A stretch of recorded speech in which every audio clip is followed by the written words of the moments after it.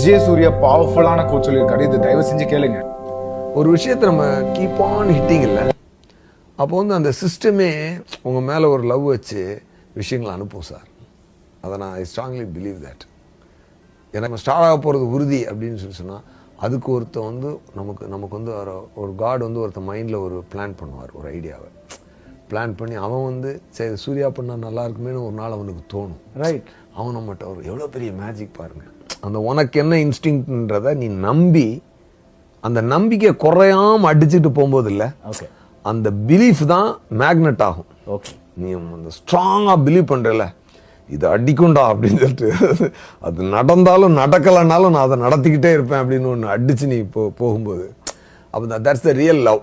அந்த தாட்டுக்கு வந்து ஒரு எனர்ஜி இருக்குது சார். ரைட். அது ஒரு மேக்னெட் மாதிரி போய் திங்ஸை கிராப் பண்ணி பவர்ஃபுல்.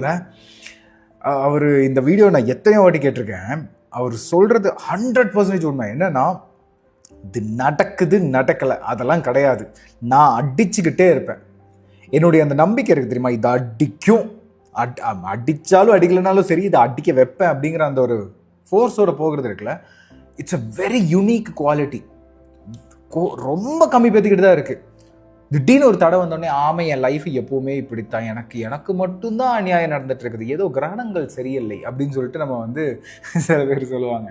இந்த கிரகணம்லாம் விடுங்க, என்ன அடி வந்தாலும் சரி என்ன அடிகளானாலும் சரி நான் நடந்துக்கிட்டே இருப்பேன். லா ஆஃப் அட்ராக்ஷனில் இது ரொம்பவே இம்பார்ட்டண்ட். பிகாஸ் என்னுடைய சிந்தனைகள் தான் என்னுடைய லைஃபோட வெளிப்பாடு.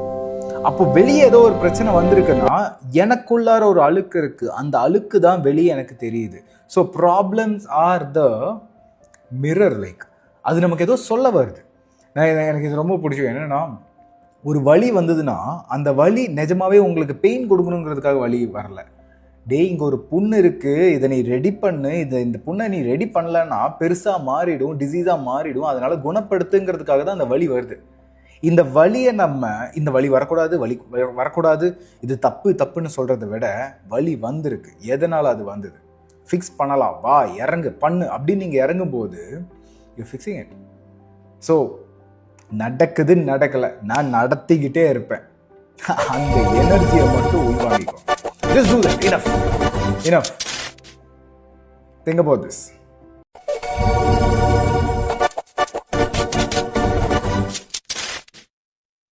உன் பாக்கெட்ல இருக்கிற பணத்தோட அருமை தெரியணும்னா உன் சொந்தக்காரர்கிட்ட போய் அந்த பணத்தை கடனா கேளு.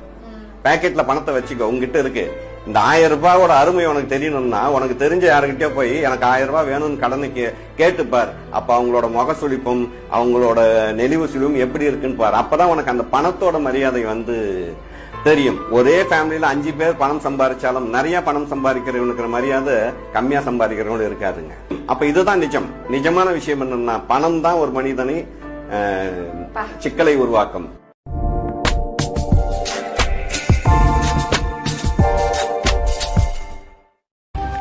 நல்லா பேசுறவங்களா நல்லவங்களா சார்? நல்லா பேசுவாரா? நல்லா பேசுறவங்களா நல்லவங்கடா. அடுத்த வாட்டி பார்ப்போம்.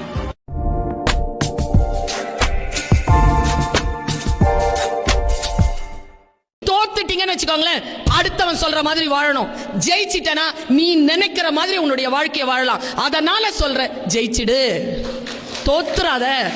அடுத்தவங்களுடைய வாழ்க்கை இல்ல நம்ம வாழ்க்கை. 2 வீலருக்கெல்லாம் டிரைவர் இருக்க முடியாது. குதிரை ஓட்டுறீங்கன்னா குதிரையை நீங்க தான் ஓட்டணும், பின்னால உட்காந்துட்டு இருக்க முடியாது. லைஃப் அப்படிதான், உங்க லைஃபை நீங்க தான் செலுத்தணும்.